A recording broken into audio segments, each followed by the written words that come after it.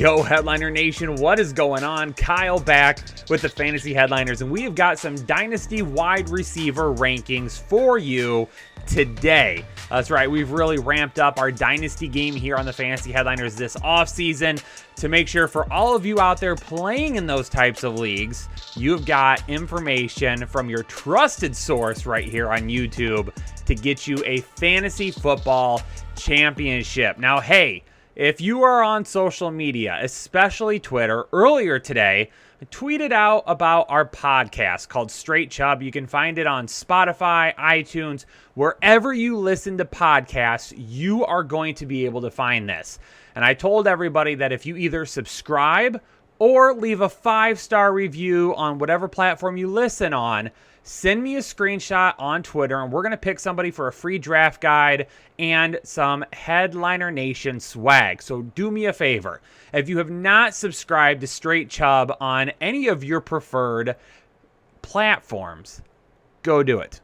Go do it right now. If you follow me on Twitter, head over there, send me a screenshot, reply to that tweet with a screenshot that you subscribe and or you left a 5-star review, and we're going to pick somebody to get some free swag, including a draft guide here very, very soon. Now, ladies and gentlemen, let's go ahead and jump into it. Let's talk about our rankings. One thing I want to make sure everybody understands when it comes to Dynasty rankings is that me personally, I play in a 3-year window, meaning that at the end of 3 years, that's where these rankings reside. So over the course, this doesn't necessarily mean where are these guys going to be at over the course of the next 3 years. It means where are these guys going to be at in 3 years. And with wide receivers, it can be kind of tough to rank them in Dynasty because so much is tied to their quarterback. And for some of the guys, especially top-tier wide receivers right now, we've got some questions at the quarterback position over the next few years. Now, if you don't agree with them, that's absolutely fine. There's no reason for you to agree with them. Let me know down in the comments. Hey, Kyle, I would much rather have this person over this person. Just give me a shout out why. Like, hey, what is it? Why would you rather take this person instead of this person, okay? You don't have to tell me that they're stupid or I don't know what I'm doing. Yeah, one of you out there did that last time. I get it. Dynasty rankings, they can be a little bit all over the place because you're trying to project out a lot farther than in redraft, okay? So for those of you into Dynasty leagues, if you think something's different, let me know why. I'd be interested to hear what your thought process is on it. Me personally, though, again, I'm looking at these rankings saying at the end of 3 years, where are these guys going to be? Because me personally, I need to know, hey, I need to build my roster out, and in 3 years and 2 years, and I need to be competitive over this time frame. So, and of course, if you say, hey, I am all in 2021, like I can win right now, you're not going to pay as much attention to these rankings. You're going to look at redraft rankings, okay? And that's what a lot of Dynasty owners, I don't think, really understand from time to time, is that if you're playing for a win-now team, you don't use Dynasty rankings, okay? Use redraft rankings because you're going all in on 2021, all right? If you're looking at 2022, 2023, 2024, then use Dynasty rankings, okay? And I think that's a mistake a lot of fantasy owners do is they're like, oh, I got to look at Dynasty rankings when you're going all in right now on this year. Okay. Now you want to find a little bit of a, someone that might help you over the course of the next few years. But again, that's just one thing I can shout back out to you right now is, hey, make sure you do that. Use redraft rankings. If you're saying, hey, I got to get somebody to help produce right now, use those rankings, not Dynasty rankings. So let's go ahead and jump into it a little bit. Stephon Diggs is at number 1 for me. I mean, he's still young. He's a deep threat. He can win all over the field. He's with a young quarterback. He's in an offense that works. Really, Stephon Diggs and even Tyreek Hill at number 2 and even DeAndre Hopkins at number 3 all fall into the same category. They're guys that can win all over the field. They're guys that play with a young quarterback that are going to be with that quarterback over the next several years. And they're guys that play in offenses that suit their abilities and their quarterback's abilities, okay? So all three of these guys are really kind of in that perfect setup for them. And that's why they're 1, 2, and 3 for me in my Dynasty rankings. And honestly, it's probably more like 1A, 2, like 1A, 2, or excuse me, 1A, 1B, 1C, other than 1, 2, 3. And when you drop down to number 4 with A.J. Brown, that's where a lot of people are like, A.J. Brown is definitely my guy. But number 4, 5, and 6, they're kind of along the same lines as well, too. Like, yeah, A.J. Brown is going to have Ryan Tannehill for the next, couple of years at least. But what's the plan for Tennessee after that? For Devonta Adams, he's got Aaron Rodgers right now, but how long does that last for? For DK Metcalf, it's kind of the same thing. Yeah, he's got Russell Wilson right now, but how long does that last for? And those are the questions that we kind of have right now at 4, 5, and 6.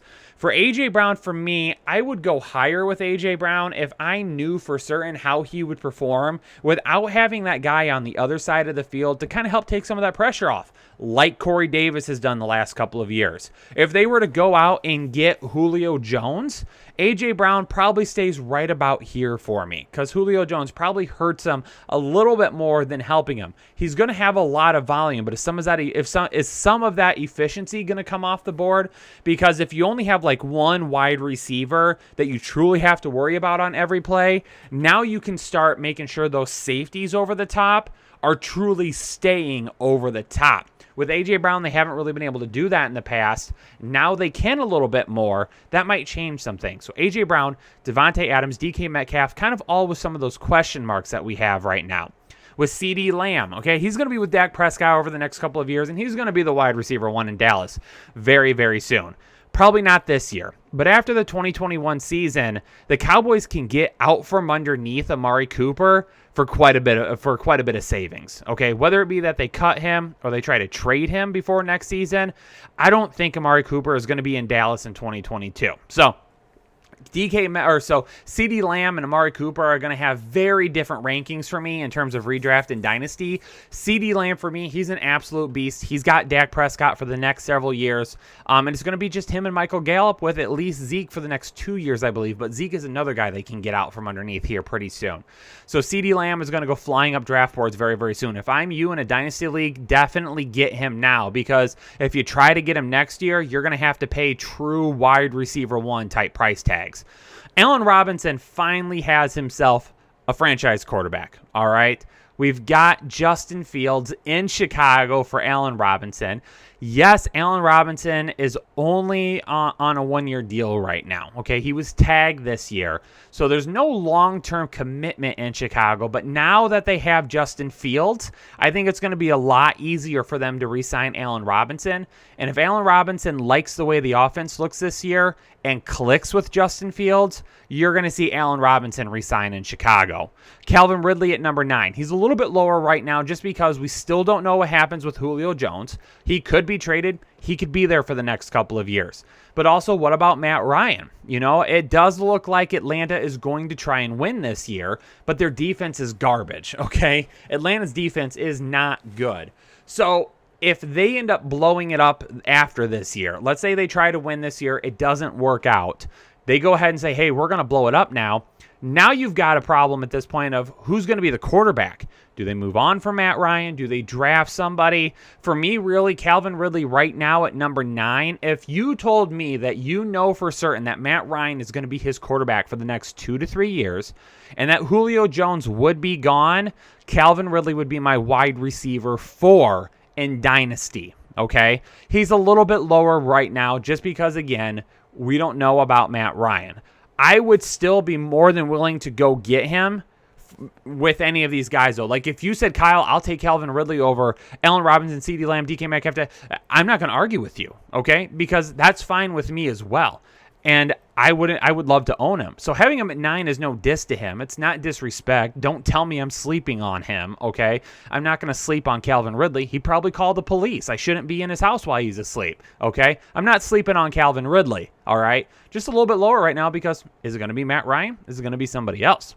Justin Jefferson at number 10. Again, another guy that I could end up having higher, but is Kirk Cousins going to be his guy? And if not, is Kellen Mond going to be the answer in Minnesota over the next couple of years? Kirk Cousins got 2 years left in Minnesota. It might not end up lasting that long, okay? If they don't perform the way that they want to this year, maybe they walk away from Kirk Cousins after this season. Justin Jefferson is in a great position to win, but it's really hard right now to see what his quarterback is going to be. Now, Justin Jefferson could end up being one of those guys that it doesn't matter on the quarterback. He's going to win. He's going to win a lot. So again, these top, I mean, there's, you know, you're splitting hairs with these top young guys. At this point, it's just kind of about, you know, a preference. It's what do you think is going to happen over the next couple of years? For me, I just see, because I know some of these quarterbacks a little bit more than what I know for Kirk Cousins, because I know what I'm going to get with Allen Robinson and Justin Fields, because what I know I'm going to get from Dak Prescott and CeeDee Lamb. You know, you could put them up with the DK, Devontae, A.J. Brown, not really knowing at that point. But Justin Jefferson and Calvin Ridley, both uber talented players that if you guarantee me that this is going to be their quarterback for the next couple of years, we've got no problem going higher with them. At number 11, DJ Moore. It's going to be interesting to see what happens in Carolina. Going and getting Sam Darnold at probably a discounted price. I'm not giving up on Sam Darnold as of yet. Do I think he's going to be a superstar quarterback? No. Do I think he's a top 10 or 12 quarterback? Maybe borderline, but he's enough to help DJ Moore win. And we've got more DJ Moore information coming this offseason. There is a connection that I really potentially like between DJ Moore, but I don't want to give too much away right now because this is going to be a standalone video. I've got some really good information between him and Sam Darnold and what it could mean. Terry McLaurin, another question mark. Who's going to be his quarterback? We know it's Ryan Fitzpatrick this year, but Fitzmagic doesn't have too much left at this point, okay? Washington did not make a move for one of the top young quarterbacks in the draft, and they are probably going to be one of the better teams in the NFL this season, so they're not likely to have one of those high picks next year where they can go get their franchise quarterback unless the wheels just fall off for some reason. So we don't know who Terry McLaurin's quarterback is going to be over the next couple of years. That is a big question mark. We know he has the talent, and we know he's going to win with Ryan Fitzpatrick. I mean, Fitzpatrick is a guy that, you know, made Mike Evans, you know, more than fantasy viable at one point in time. I mean, he's a guy that has been all over. Devontae Parker helped him with his breakout.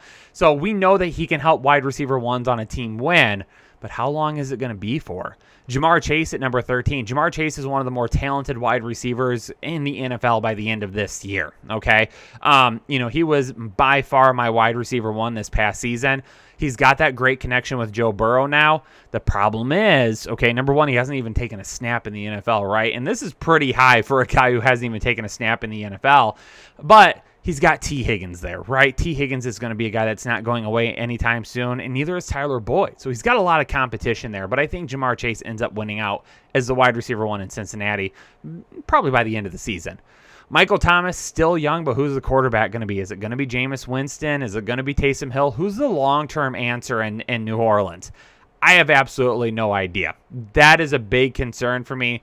Michael Thomas at 14 is actually probably, we're treating him pretty well with that one, okay? Because if you were to say, Kyle, you have to pick somebody, you know, are you going to take Michael Thomas or Chris Godwin? I would take Chris Godwin. Are you going to take Michael Thomas or Jalen Waddle? If I'm trading Michael Thomas and I'm getting Jalen Waddle, I'm going to want a little bit more in return. If I'm trading Michael Thomas for Keenan Allen, you know, you're going to want more in return. I'm probably not going to make that, although we know Keenan Allen has Justin Herbert, right? Okay, Amari Cooper, we don't know where he's going to be in a couple of years. I'm kind of skipping over things at this point. Going on to Chris Godwin at 15, we know he's got Tom Brady for at least this year. Tom Brady's got, 2 years after this left on his contract? So we could get like prime Chris Godwin over the next couple of years. But if Brady starts to take a little bit of a step back at all, you see 19 Mike Evans, the first thing that's going to start to go for Tom Brady is probably that deep ball, which, you know what, at his age, if it hasn't gone already, I don't know if it's going to go anywhere over the next 3 years, okay? It might end up being just fine. But if it starts to go, Chris Godwin in the slot is a guy that I'm banking on a little bit more than what Mike Evans is. And that's why Mike Evans is at 19, just because of that with Tom Brady. And is Kyle Trask going to really be the guy to take over for Brady when it's all said and done? Jalen Waddle at number 16, he's going to be the wide receiver one there. Maybe not right away, but he's going to beat out Devontae Parker, okay? He's more talented than what Devontae Parker is. Devontae Parker, we've really only seen like one good stretch of games from him in his career to really get us to buy into him. Jalen Waddle getting a chance to play with his former quarterback, Tua, that's going to really help that chemistry there. So that is definitely a wide receiver one to watch by the end of the season. Keenan Allen, obviously one of the older wide receivers on the list, but he's got Justin Herbert. Okay, he's got Justin Herbert. They have that connection. Allen isn't going to go anywhere anytime soon. And wide receivers, they tend to last a little bit longer. So, looking at him at number 17 in the next 3 years, I don't think that's that big of a stretch. Amari Cooper is still young as well. A lot of people, seems like he's been in the league forever, right? But he's still on the younger side. So Amari Cooper, even if he's done in Dallas, he could end up going somewhere. And if he does, he's probably going to be the alpha wide receiver. There probably aren't too many teams that he's going to go to where he's not the most talented wide receiver on the team. So I'm leaving him at 18. Mike Evans at 19, kind of talked about him already. T. Higgins at 20. What's going to happen with Jamar Chase being there? And you still have got Tyler Boyd. We know that he's got that connection with Joe Burrow. Can we make sure that offensive line is really taking a step forward? I'd like to go higher with T. Higgins, but Jamar Chase is going to be that A wide receiver there very soon, and that's why he's going to get the nod over T. Higgins right now. Moving on to number 21, Devonta Smith, the wide receiver one, probably in Philadelphia at this point. I'm not gonna guarantee or say that Jalen Reagor is out of the running at this point. Okay, I haven't given up on Jalen Reagor. All right, had some injuries last year. Obviously, that offense was not functioning very well. Type of offseason that didn't really let somebody like him, who had a lot of the talent, but just needed to work on a couple of things to really excel at the next level. Didn't really get that. Okay, it looks like he's going to move to the slot this year. With Devonta Smith, he's going to be that outside alpha wide receiver at this point. I don't necessarily agree with that, but I'm not going to disrespect him either and leave him outside the top 30, okay? Because I do believe he's going to have a pretty decent NFL career. I just don't know where we're looking at, okay? I don't think it's going to be superstar status. I don't think he's going to become Julio or Calvin Ridley or anything like that. I think at some point in time, he could end up being a guy where you look at the team he plays on and says Smith is going to give you respectable numbers, but he's like a wide receiver 2 or a wide receiver 3. Brandon Ayuk, all right, he doesn't have him at quarterback right now, but very soon he's going to have Trey Lance. Same thing goes for Deebo Samuel. The only reason that neither of these guys are higher than what they are is because we know Kyle Shanahan really still loves to utilize the running game in that offense. And we haven't seen what he has done with Trey Lance either. By this time next year, if Trey Lance were to take over as the starter at some point this season, then Brandon Ayuk and Deebo Samuel could be more towards the top 20 to 15 area. That's how high they could end up jumping. That's how much I love Trey Lance. But Trey Lance, personally, I don't know if he's going to start that much this year. I see a Patrick Mahomes type trajectory instead, where we see him kind of sit that first year, start maybe that last game or two, and then he's the starting quarterback next year.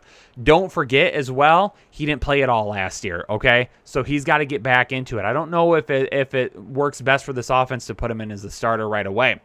Kenny Golladay at number 23. That connection with Daniel Jones could potentially be there, but we got to see it, right? Kenny Golladay is a guy that could go a lot higher for me, but he's got to have the connection with Daniel Jones, and we got to see Daniel Jones take that next step.